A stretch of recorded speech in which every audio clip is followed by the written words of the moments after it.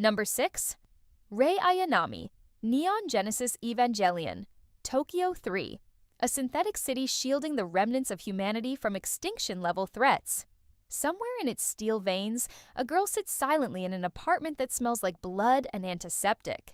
That's where we meet Rei Ayanami, first child, pilot of Evangelion Unit 00, and a walking ghost in a school uniform. But her past isn't written in memories. It's printed in a lab. Rei isn't just mysterious, she's manufactured. A human clone created by Nerve, made from the remains of Yui Ikari and the primordial being known as Lilith. Born to be a tool, raised to be disposable, she lives under the illusion of autonomy while being treated like hardware. And every time she dies, another Rei takes her place. Silent, stripped of memory, ready to follow orders. Her existence is a lie of continuity. Identity fractured across iterations. We see glimpses of emotion flicker behind her deadpan eyes. Fear, guilt, loneliness, but they're crushed under the weight of programmed loyalty. It's existential horror disguised as stoicism. And in a world spiraling toward apocalyptic convergence, Rei becomes both the key and the casualty. Used by Gendo Ikari as a pawn in his twisted reunion plan. Caught between the human instrumentality project and a silent plea to just be human. Her entire past is a philosophical experiment. What happens when you manufacture a soul? Being quiet doesn't make you okay. Number 5. Killua Zoldyck, Hunter x Hunter. Before he had a skateboard, Killua had a kill count. He was born into the Zoldyck family, a dynasty of assassins perched atop Kukuru Mountain. From the moment he could walk, his hands were soaked in blood. No fairy tales, no lullabies, just poisons, blades, and electrocution training in the family dungeon. By age 6, he could tear out a man's heart with surgical precision. His older brother Illumi didn't teach him to love. He programmed him to obey, implanting a mental failsafe that paralyzed him whenever he tried to rebel, a literal override switch inside his mind. Killua's childhood was a corporate internship in death. Beatings were feedback, pain was conditioning. And yet, somewhere under all that trauma, a kid still existed. One who liked snacks, video games, and maybe, just maybe, friendship. Enter Gon, the bright idiot who didn't treat him like a weapon. And for the first time, Killua starts pulling away from his family's shadow. But it's not clean. Every step forward triggers another relapse. His instinct is to flee, to self-sabotage, to protect others by disappearing. Trauma doesn't vanish when the story shifts. It just adapts. Killua doesn't want to kill, but it's the only thing he was ever rewarded for. Sometimes the scariest curse isn't a power. It's a childhood you weren't allowed to escape. Number 4. Lucy, Elfin Lied. The beach is quiet. A little girl waits with a puppy, smiling like the world hasn't taught her to flinch yet. Minutes later, that dog is beaten to death in front of her, and Lucy's humanity dies with it.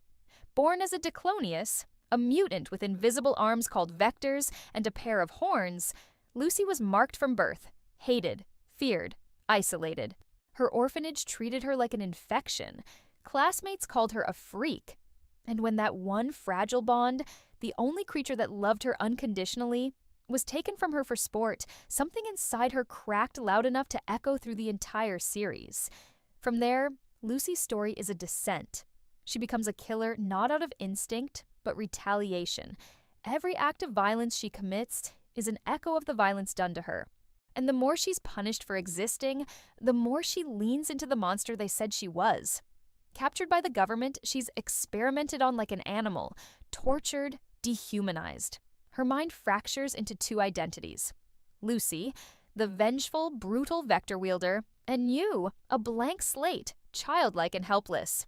It's not symbolism, it's psychological fallout. What makes her past unbearable isn't just the gore, it's the emotional arithmetic. You see the moments where it could have gone differently. A kind word, a little mercy, and instead, you get a massacre. Lucy isn't evil, she's evidence.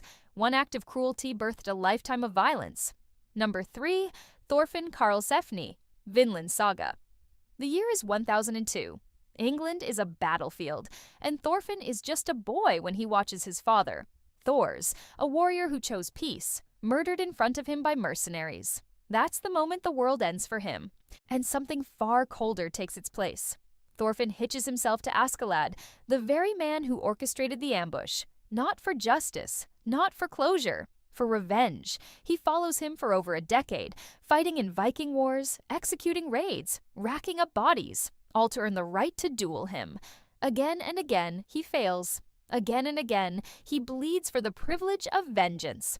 But what's darker than his actions is the hollow they orbit. Thorfinn was raised on stories of Vinland, a peaceful land beyond war. But after Thor's dies, he throws that dream into the fire. No home, no warmth, just hatred burning slow inside a child soldier's body. And Askeladd? He doesn't groom Thorfinn with affection. He keeps him sharp like a blade, teases him with purpose while eroding what's left of his youth. It's psychological captivity masked as mentorship. When Thorfinn finally loses that target, when revenge is taken from him, he collapses. He has no self, no dreams, just PTSD and war crimes in his rearview. His past isn't just about bloodshed, it's about identity theft. A kid consumed by someone else's narrative until there's nothing left but scars. Number 2, Hyakimaru, Dororo. Imagine being born without skin, without eyes, without arms, without a single functioning organ. Just a twitching, limbless thing, abandoned like trash by the riverbank. That's Hyakimaru's origin story. His father, Lord Daigo, made a pact with demons, 12 of them, trading his unborn son's body parts for prosperity. The land flourished, the people thrived, and Hyakimaru, he was discarded as payment. A living curse with no claim to humanity. But he doesn't die. He's saved by a doctor who builds him a prosthetic body out of wood, cloth, and hope. From there, Hyakimaru begins his quest. Not for vengeance, but for restoration. Every demon he slays returns a piece of his stolen body. Eyes, hearing, pain. And here's the twist. The more human he becomes, the more he suffers. He starts to feel the cold, the screams, the grief. Regaining his senses doesn't heal him. It rips open every nerve he never had. His journey is an inverted horror story. Most people fear losing their humanity. Hyakimaru fears regaining it. There's no childhood, no comfort, just a brutal pilgrimage to reclaim what should have never been taken. And when he finally confronts his father, it's not with hatred. It's with the question every abandoned child asks in silence, why wasn't I enough? Hyakimaru wasn't forged by trauma. He was trauma given form. Number 1, Guts, Berserk. A battlefield, corpses cooling in the mud. That's where Guts is born, literally, pulled from his dead mother's hanging body. No cradle, no name, just steel and screaming. And it only gets worse from there. Raised by mercenaries who saw him as inventory, Guts is beaten, weaponized, and eventually raped by the very man who was supposed to protect him. By age 9, he's wielding a sword longer than his own body. Not because he's a prodigy, but because it's the only language his world speaks. He survives, not by chance, but by force. Every moment of Guts' life is a defiance of erasure. He doesn't overcome trauma. He carries it like armor made of scars. And then, just when he finds something resembling purpose, something resembling love, it's ripped away in the most infamous sequence in manga history, the eclipse. We won't spoil it here, but know this. It's not just betrayal, it's spiritual obliteration. The kind of event that rewrites the laws of pain. Guts isn't just wounded, he's branded, hunted nightly by demons, doomed to fight until his body gives out or his rage consumes him. And yet, he keeps moving, keeps swinging that slab of iron like it's the only thing tethering him to the earth. Because for Guts, the past isn't a chapter. It's a battlefield he can't walk away from. He's not a hero. He's the last man standing in a world that wanted him broken since birth. And that's why he takes the top spot. Now let's wrap this up.